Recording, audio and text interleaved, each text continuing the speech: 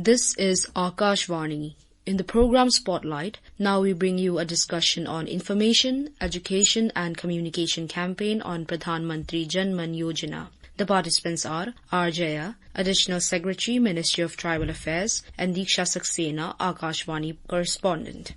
Government aims of reaching out to particularly vulnerable tribal groups, PVTG habitations and PVTG families in 194 districts across the country. The Union Ministry of Tribal Affairs is running nationwide information, education and communication IEC campaign and beneficiary saturation camps for the Pradhan Mantri Janjati Adivasi Nyay Maha-Abhiyan PM Janman. The campaign, which started on 23rd August, will continue till 10th of September. To discuss more on this, I am joined by Additional Secretary, Ministry of Tribal Affairs, Ms. R. Jaya. Ma'am, welcome to the show. Thank you. Before we delve deep into the issue, I would first like you to explain this to our listeners. Who are PVTGs or particularly vulnerable tribal groups? Thank you for that question, because we talk about the PVTGs, but who exactly are the PVTGs? The PVTGs, we have around more than 700 communities which are listed as scheduled tribes in their respective states. Of these, 75 are found to be particularly vulnerable. There are a few characteristics that define these particularly vulnerable tribal groups. Declining or stagnant population is one of them. Pre-agriculture way of life second. Then they live in extremely remote places, very hilly areas or forested areas, and they are a pre-literate society. So these are some of the characteristics of the PVTGs. There are, as I told you, 75 such groups, and they are spread over 18 states, numbering about 45 lakhs in population, a little over 10 lakh households. It's 18 states and Andaman and Nicobar Islands. And ultimately the PVTGs are people, the tribes are themselves vulnerable. These are more vulnerable amongst the tribal groups. Ma'am, I would also like you to explain various facets of Pradhan Mantri Janjati Adivasi Nyay Maha-Abhiyan or PM Janman, and how is the government trying to percolate the benefits amongst the tribal groups, PVTGs?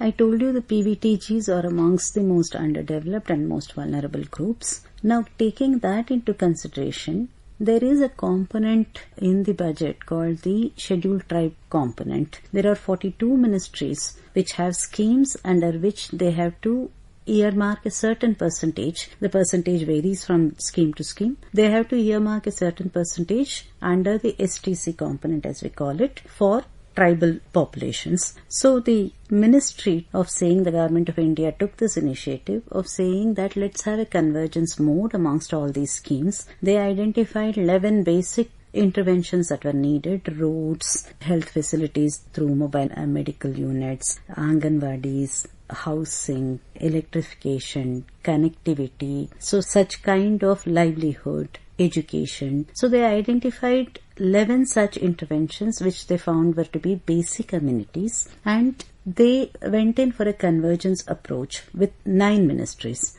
Ministry of Tribal Affairs being one of them. So 9 ministries came together and said, we will jointly make this mission a success, and we will ensure that these 11 interventions reach the PVTG population within a span of 3 years. So this Abhiyan was launched on Bhagwan Birsa Munda's birth anniversary, which is also called the Janjatiya Gaurav Divas, on 15th November 2023 by our Honorable Prime Minister. And since then, there have been quite a few strides that have been made in the implementation of the Abhiyan to ensure that these facilities are indeed reaching them and they know about these facilities, and also to ensure that these 11 interventions are basically in terms of infrastructure and through the VDVKs a certain amount of livelihood intervention. But there are other things that are also individual beneficiary schemes which will be needed by these communities. They will require a community certificate, a basic Aadhaar card is required, a Aadhaar number is required, a Jan Dhan account is required if they have to benefit through other schemes. The first phase of this IEC campaign had been carried out from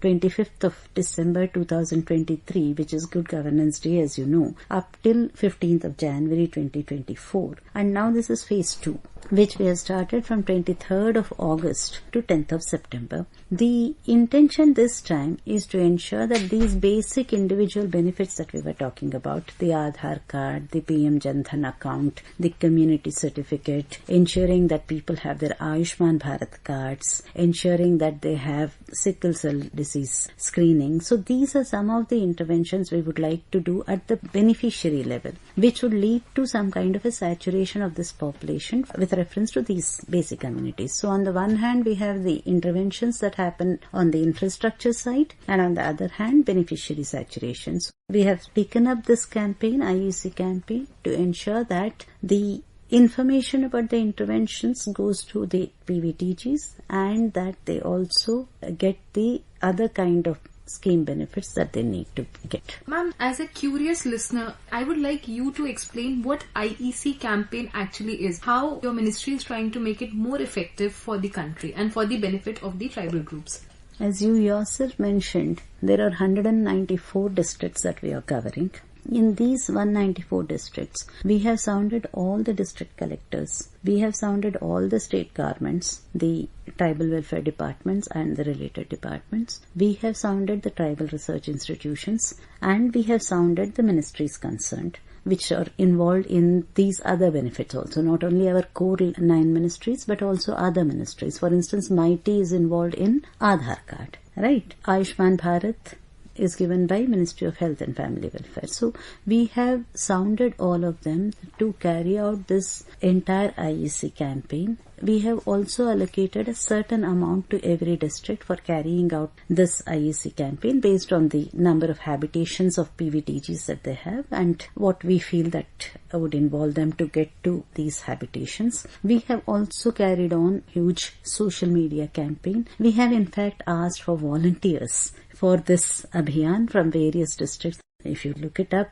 we have a Google form where we have called for volunteers and we are getting volunteers. We have written to My Bharat, we have written to NSS, we have written to NYK, asking them to spread the word around, because what we need is for people to join in this mission in such a manner that no single PVTG person is left out of the benefits that should be accruing to them. We have said mandatorily these 4 or 5 Aadhaar card, Ayushman Bharat card, Jan Dhan, community certificate, these we have said they have to compulsorily ensure that the entire population is covered. At the same time, we would also want the benefits of other schemes, maybe a Matru Vandana scheme, Kisan Samman Nidhi, Kisan credit card. The state governments also have their own schemes, scholarships for instance. Whatever scheme can benefit the PVTG person, subject to his eligibility of course, he should be able to get it and therefore reap the entire government structure's benefits is what is our aim in this IEC campaign. So how do you carry out your outreach activities with PVTGs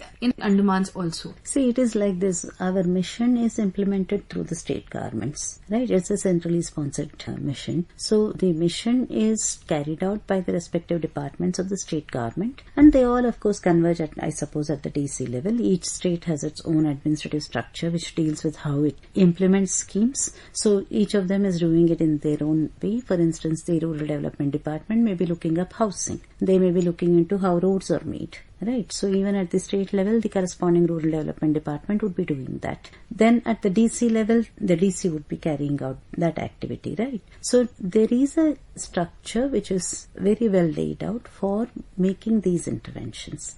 The same exists in Andaman and Nicobar Islands. It's a union territory. So there is a tribal welfare department there. There are the other corresponding departments and the interventions are being carried out accordingly there also. We have, for instance, interventions in health which is carried out through the tribal welfare department and the health department together. We have an education scheme in Andaman and Nicobar where they are teaching the Jarva kids in a certain way in which there can be a transition. So these are all experiments that are going on. Ma'am, my next question to you is about the tribal population. Since your ministry is a nodal ministry dealing with the tribal population, What are the initiatives being taken by the ministry and the government to tackle the declining population in the PVTGs? See, the PVTGs are, one of the characteristics of the PVTG is defined as stagnant or declining population. But at this point of time, I think the decline has been kind of arrested. So we were initially in fact thinking that there were 28 lakh PVTGs, but when the survey was actually carried out, we have come up with a figure of 45 lakh. That's quite an encouraging news. I think we will need to, kind of actually look into whether the decline is there itself or not. I don't think it's there at this point of time. Now, I would like to understand from you, what are the challenges being faced when it comes to the implementation of PM Janman? See, these are the most vulnerable. They are also the most inaccessible from both sides. So we are inaccessible to them and they are inaccessible to us because of the mere geographical locations. So the first challenge, I think, is the inaccessibility challenge. So that is why this entire routes this one. And then we had the guidelines which are not always conducive.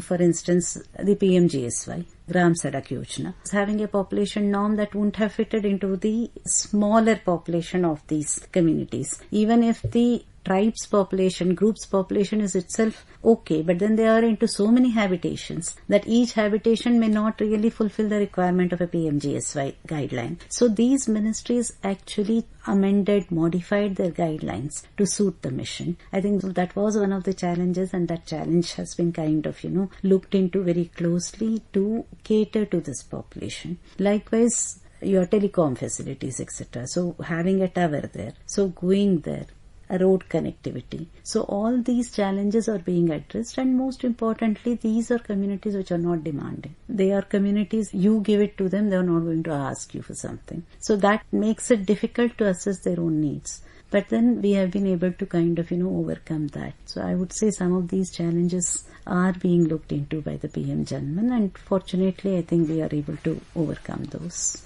Ma'am, now I would like to bring your focus to the financial assistance which is being provided by the government for the implementation of PM Janman. If you could just elaborate on the financial assistance which the government is providing for the implementation of the scheme. I would also like you to talk about the PM Janjatiya Gram Abhiyan which was announced in the budget this year. See, the PM Janman is a 24,000 crore investment in the next 3 years, starting with 2023-24. So 24,000, 15,000 crores of that comes from the central government and the rest from the state government. In addition, we have the IEC campaign. The IEC campaign, depending upon the number of habitations in each district, we are allocating a certain amount under the support to TRI scheme. So through the TRIs, we are funding the district collectors to carry out the IEC campaign. In addition, we have asked them to take up any kind of an activity through any of the other awareness campaigns that they would do. Further, the schemes that are going to be a part of the saturation beneficiary camp, that budget we are not really including in this because it is not covered in the 11 interventions of the core PM Janman. But the IEC campaign and the beneficiary saturation camps, they also have certain financial inputs to the PVTG community. So overall, it's a good budget that has been allocated, and it is also very heartening that most of the sanctions are being done for all the 3 years. Quite a few interventions have actually fructified, especially in housing, electrification. There are reports of some saturation of districts, saturation of blocks, saturation of particular areas, villages, etc. are coming in. So these are all very heartening signals for us. As far as PM Unnat Gram is concerned, it is of course a budget announcement in this budget. Exact contours of the scheme are being worked out in the ministry, and shortly we should be able to get some information on that. Thank you so much, ma'am, for sharing such insightful information with us and enlightening us with all the facts and details. Thank you. You are listening to a discussion on information, education and communication campaign on Pradhan Mantri Janman Yojana. The participants were R. Jaya, Additional Secretary, Ministry of Tribal Affairs, and Diksha Saxena, Akashvani Correspondent. This program was produced and presented by the News Services Division of Akashvani. You can listen to it on our mobile app, News on AIR.